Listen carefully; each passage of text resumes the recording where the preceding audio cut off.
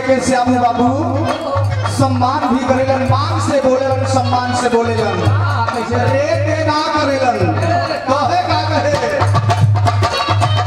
हम तो गई हो सुनर बार पई हो,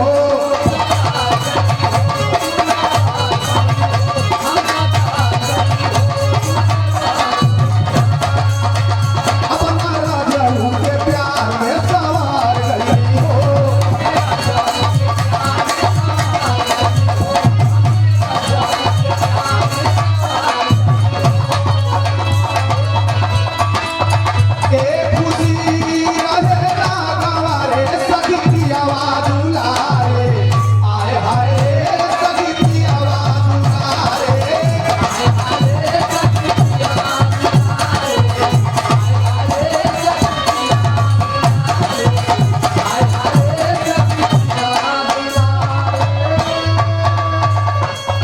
और सम्मानित हमारे बड़े भैया सीताराम पाल, हमारे नाम राशि सुरेंद्र भैया के परम दिल के अजीज मित्र हैं। मकरपुर के ऐतिहासिक सरजमी से आज की ओर से 251 रुपए का सम्मान प्राप्त हुआ है भैया को।